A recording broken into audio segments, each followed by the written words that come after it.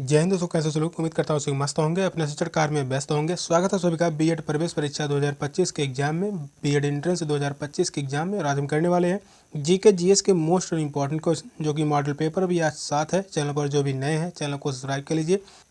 चलिए क्लास को स्टार्ट करते हैं। पहला क्वेश्चन है, प्राचीन भारतीय भौगोलिक मान्यता के अनुसार भारतवर्ष किस द्वीप का खंड था? पुष्कर द्वीप, जम्बू द्वीप, क्रौच द्वीप, कुश द्वीप। कौन सा ऑप्शन राइट है? क्वेश्चन बहुत ही महत्वपूर्ण है।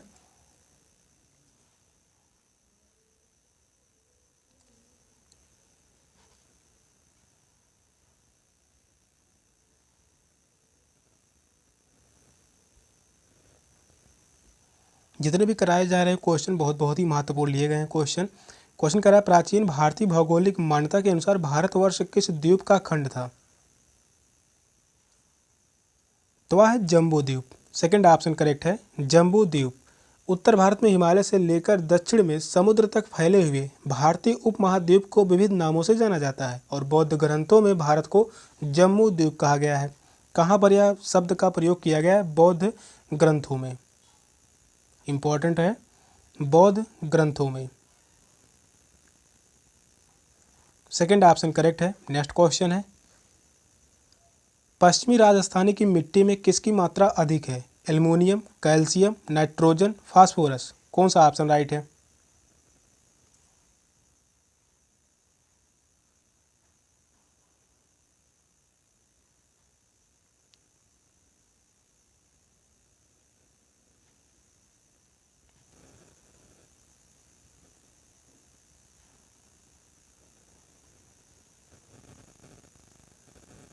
पश्चिमी राजस्थान की मिट्टी में किसकी मात्रा अधिक है?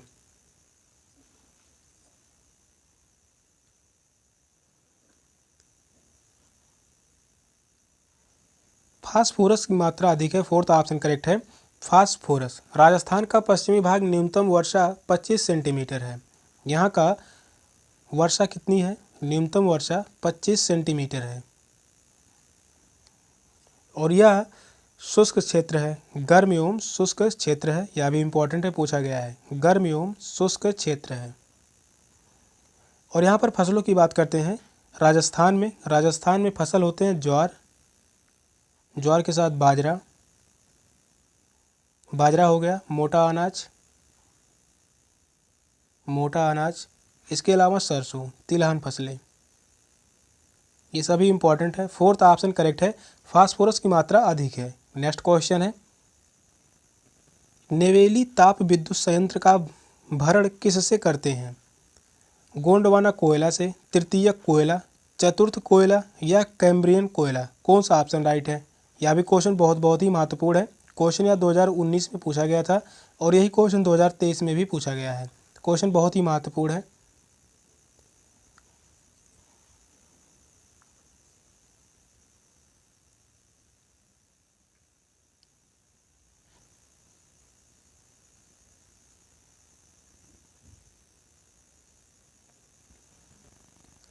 नेवेली ताप विद्युत संयंत्र का भरण किससे करते हैं? तो वह है तृतीयक कोयला। सेकंड ऑप्शन करेक्ट है, तृतीयक कोयला। दक्षिण भारतीय राज्य तमिलनाडु में स्थित है। यह कहाँ पर स्थित है? तमिलनाडु में।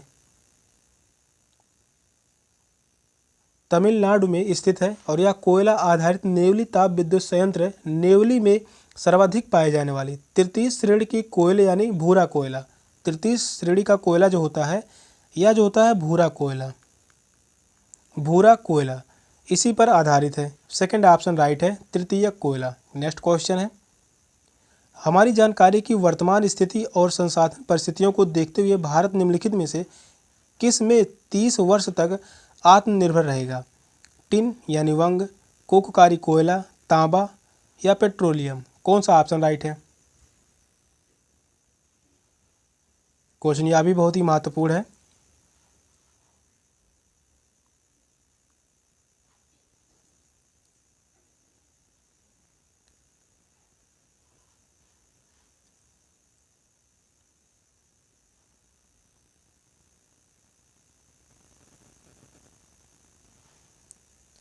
क्वेश्चन कह रहा है, हमारी जानकारी की वर्तमान स्थिति और संसाधन परिस्थितियों को देखते हुए भारत निम्नलिखित में से किस में 30 वर्ष तक आत्मनिर्भर रहेगा? तो वह है कोकरी कोयला। सेकंड ऑप्शन करेक्ट है, कोकरी कोयला। नेक्स्ट क्वेश्चन है, निम्नलिखित में से कौन सी खगोलीय वस्तु नहीं है? यहाँ पर पूछा है कौन सी खगोलीय वस्तु नहीं है? प्लसर, फंगुरताला, कृष्णविवर या क्वार्ट्ज? कौन सा ऑप्शन राइट है?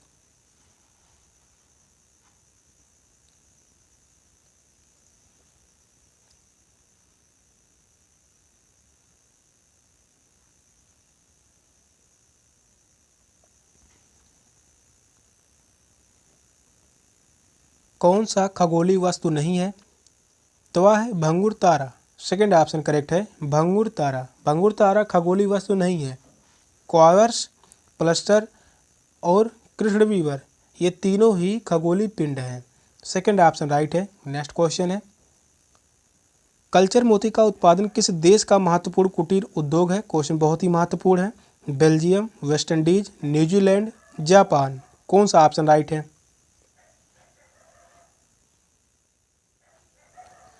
क्वेश्चन कह रहा है कल्चर मोती का उत्पादन किस देश का महत्वपूर्ण कुटीर उद्योग है? तो वह है बेल्जियम। फर्स्ट ऑप्शन ही करेक्ट है, बेल्जियम। कृत्रिम विधि से कल्चर मोती का उत्पादन यूरोपीय देश बेल्जियम का प्रमुख कुटीर उद्योग है और यहाँ पर हीरे की भी कटाई होती है। यहाँ पर जो है हीरा की कटाई होती है, हीरा की कटाई की जाती है। फर्स्ट ऑप्शन राइट है। नेक्स्ट क्वेश्चन है, निम्नलिखित में से किसमें भारतीय उपमहाद्वीप के 4 महानगर जनसंख्या की दृष्टि से अवरोही क्रम में दिए गए हैं? मुंबई, कलकत्ता, ढाका, नई दिल्ली? मुंबई, कलकत्ता, नई दिल्ली, कराची? मुंबई, कलकत्ता, कराची, नई दिल्ली? फोर्थ ऑप्शन है कलकत्ता, मुंबई, ढाका या कराची? कौन सा ऑप्शन राइट है? इस प्रकार से क्वेश्चन 1 से 2 क्वेश्चन पूछे जाते हैं बीएड एंट्रेंस के एग्जाम में। क्वेश्चन बहुत ही महत्वपूर्ण है।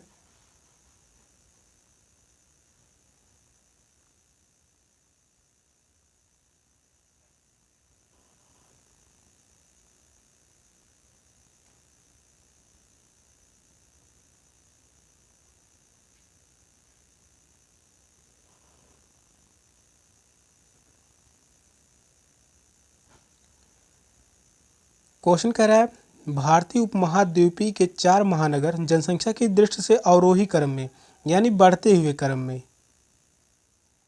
क्रम में बताना है।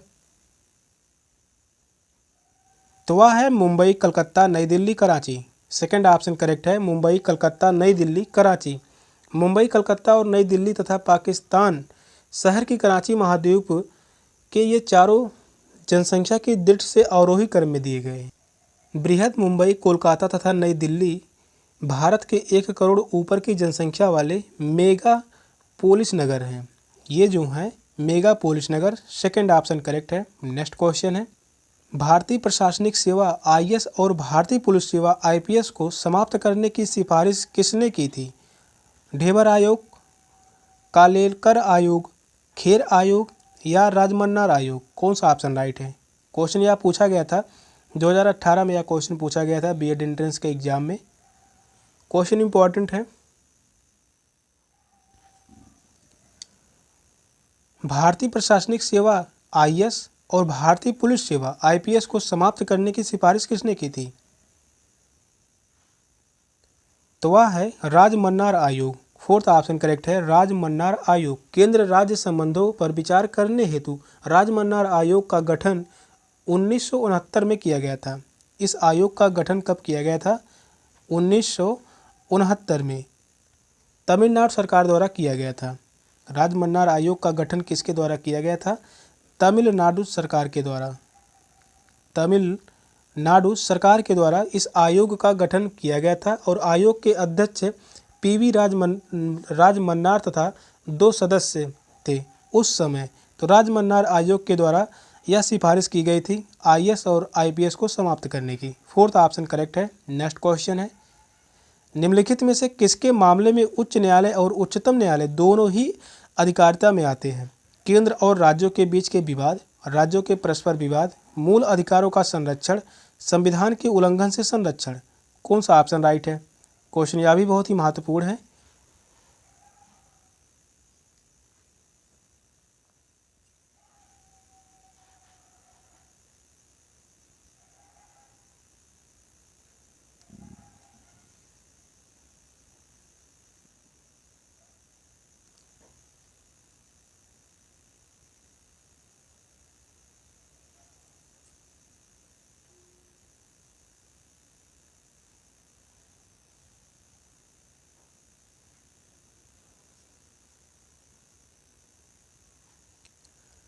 क्वेश्चन इंपॉर्टेंट है। क्वेश्चन कह रहा है किसके मामले में उच्च न्यायालय और उच्चतम न्यायालय दोनों की अधिकारिता में आते हैं?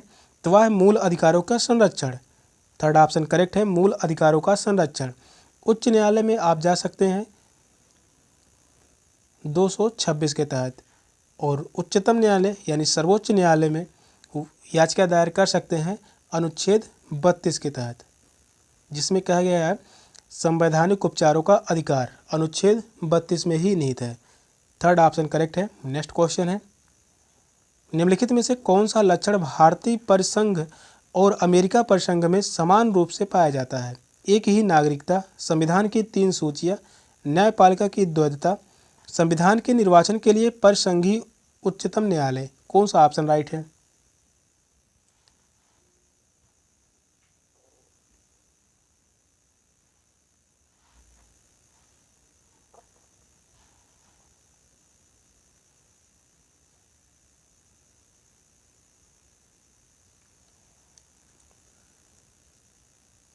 क्वेश्चन कह रहा है कौन सा लक्षण भारतीय परिसंघ और अमेरिका परिसंघ में समान रूप से पाया जाता है? तो वह संविधान के निर्वाचन के लिए परिसंघीय उच्चतम न्यायालय। फोर्थ ऑप्शन करेक्ट है। संविधान के निर्वाचन के लिए एक परिसंघीय उच्चतम न्यायालय की स्थापना की प्रक्रिया भारतीय संविधान में अमेरिकी संविधान से प्रभावित है, और यह मूल अमेरिकी संविधान का अंग नहीं है। यह जो है मूल अमेरिकी संविधान का अंग नहीं है, मूल अमेरिकी संविधान का अंग नहीं है, अंग नहीं है। फोर्थ ऑप्शन करेक्ट है। नेक्स्ट क्वेश्चन है, दल परिवर्तन विरोधी विधि को किस राज्य में 1979 में ही अधिनियम कर दिया गया था? केरल, जम्मू कश्मीर, पश्चिम बंगाल, तमिलनाडु। कौन सा ऑप्शन राइट है?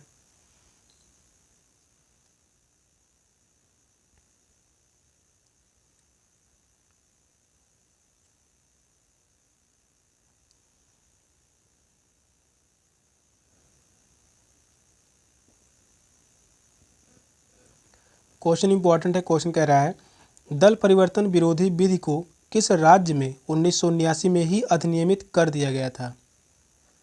तो वह है Jammu Kashmir. Second option correct है, जम्मू कश्मीर।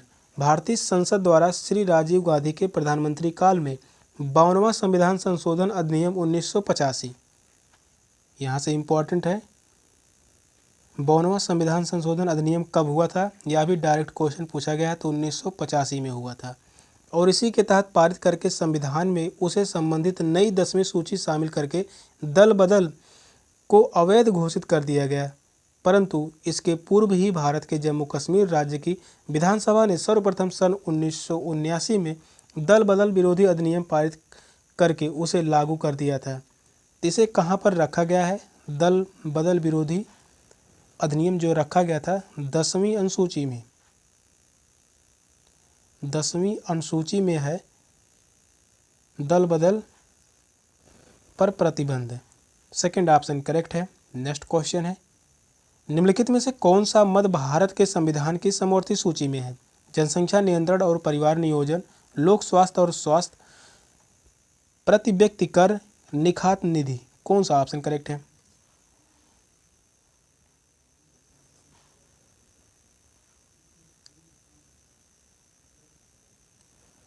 क्वेश्चन इंपॉर्टेंट है। क्वेश्चन कह रहा है कौन सा मद भारत के संविधान की समवर्ती सूची में है? तो वह जनसंख्या नियंत्रण और परिवार नियोजन। फर्स्ट ऑप्शन करेक्ट है, जनसंख्या नियंत्रण और परिवार नियोजन भारतीय संविधान की अनुसूची 7 के अंतर्गत समवर्ती सूची के क्रम में जनसंख्या नियंत्रण और परिवार नियोजन वर्णित है। कहाँ पर इसका वर्णन है? दिया है अनुसूची 7 में, अनुसूची 7 में इसका वर्णन है। और 42वें संविधान संशोधन 1976 द्वारा, यह इम्पॉर्टेंट है, पूछा गया क्वेश्चन है। 42वां संविधान संशोधन कब हुआ था? या 1976 में। ये क्वेश्चन ऐसे ही पूछा जाता है, 42वां संविधान संशोधन कब हुआ था? 1976 में, और इसी के द्वारा समवर्ती सूची में डाला गया है। और पूर्व में यह राज्य सूची का विषय था। पहले यह राज्य सूची का विषय था, बाद में यह चलकर समवर्ती सूची का विषय बन गया। फर्स्ट ऑप्शन राइट है। नेक्स्ट क्वेश्चन है, नियोजन गारंटी योजना नामक ग्रामीण रोजगार कार्यक्रम सर्वप्रथम कहाँ आरंभ किया गया? पश्चिम बंगाल, पंजाब, केरल या महाराष्ट्र? कौन सा ऑप्शन करेक्ट है? यह सभी स्टैटिक जीके से सवाल है और स्टैटिक जीके से सवाल 15 से 20 क्वेश्चन पूछे जाते हैं और जितने भी क्वेश्चन लिए गए हैं सभी क्वेश्चन बहुत ही महत्वपूर्ण हैं।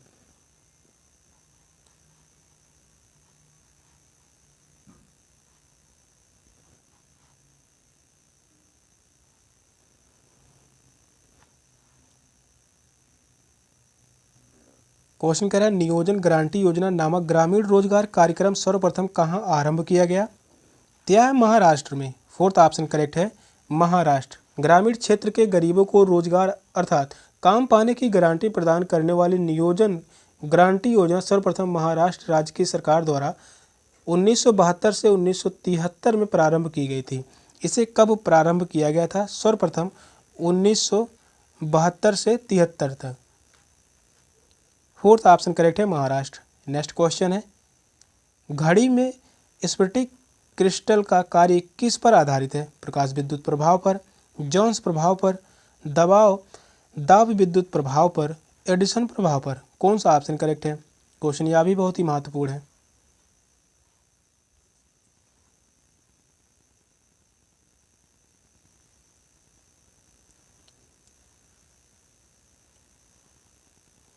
क्वेश्चन कर रहा है घड़ी में स्फटिक क्रिस्टल का कार्य किस पर आधारित है? तो यह आधारित है प्रकाश विद्युत प्रभाव पर। फर्स्ट ऑप्शन करेक्ट है, प्रकाश विद्युत प्रभाव। नेक्स्ट क्वेश्चन है कितना तापमान होने पर पाठ्यांक सेल्सियस और फ़ारेनहाइट तापमापियों में एक ही होंगे? -40, 212, 40 या 100? कौन सा ऑप्शन करेक्ट है?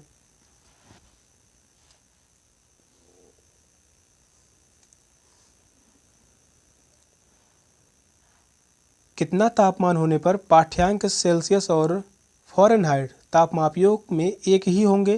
तो वह है -40 अंश सेल्सियस।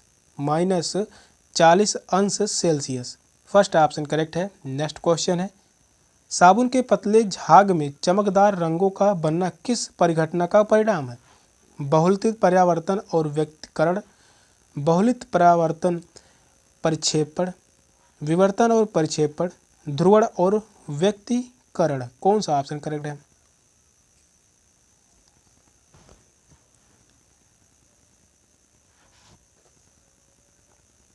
साबुन के पतले झाग में चमकदार रंगों का बनना किस परिघटना का परिणाम है? बहुलित परावर्तन, व्यक्तीकरण, बहुलित अपवर्तन, परिक्षेपण, विवर्तन, परिक्षेपण, ध्रुवण और व्यतिकरण? कौन सा ऑप्शन करेक्ट है? क्वेश्चन बहुत ही महत्वपूर्ण है। साइंस से सवाल क्वेश्चन पूछे जाते हैं, 2 से 3 ही क्वेश्चन होते हैं और नॉर्मल क्वेश्चन तो क्वेश्चन इंपॉर्टेंट है।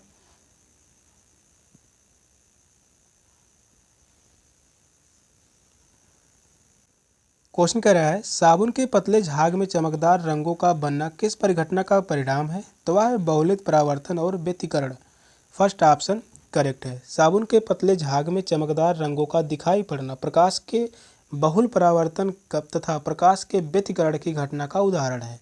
फर्स्ट ऑप्शन राइट है। नेक्स्ट क्वेश्चन है काष्ठ, अस्थि और शंख के पुरातात्विक नमूनों का काल निर्धारण करने के लिए निम्नलिखित में से कौन सा अपनाया जाता है? Uranium 238, argon, isotope, carbon 14, strontium 90? कौन सा ऑप्शन करेक्ट है?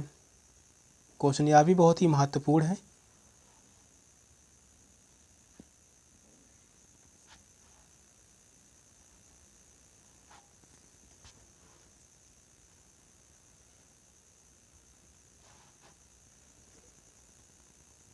क्वेश्चन कर रहा है काष्ठ, अस्थि और शंख के पुरातात्विक नमूनों का काल निर्धारण करने के लिए निम्नलिखित में से कौन सा अपनाया जाता है? तो वह है कार्बन 14। बहुत ही इंपॉर्टेंट क्वेश्चन है। थर्ड ऑप्शन करेक्ट है, कार्बन 14। नेक्स्ट क्वेश्चन है कोहरे में निम्नलिखित में से कौन सा कोलाइडिंग तंत्र अभिव्यक्ति होता है? गैस में द्रव, द्रव में गैस, गैस में ठोस, द्रव में द्रव? कौन सा ऑप्शन राइट है?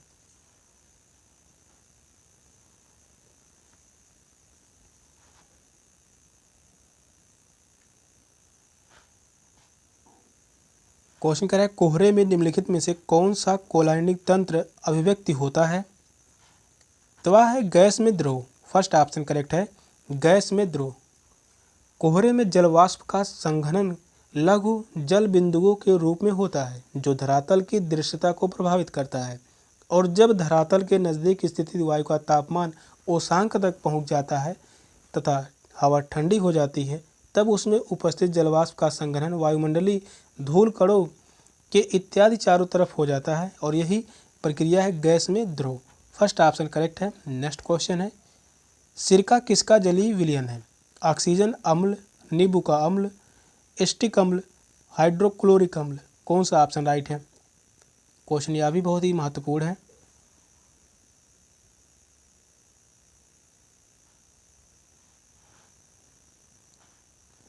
सिरका किसका जलीय विलयन है?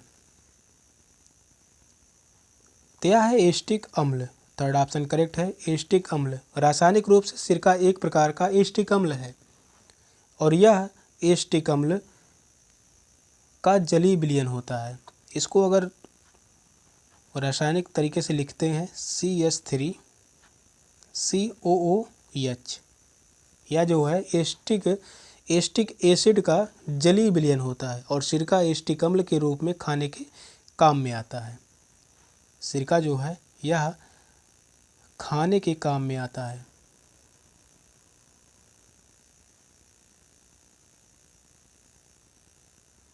थर्ड ऑप्शन करेक्ट है। नेक्स्ट क्वेश्चन है, सामान्य फसलें उगाने के लिए उर्वर भूमि का pH मान कितना होने की संभावना होती है? 3, 4, 6, 7, 9 से 10। कौन सा ऑप्शन करेक्ट है? क्वेश्चन यह भी बहुत ही महत्वपूर्ण है।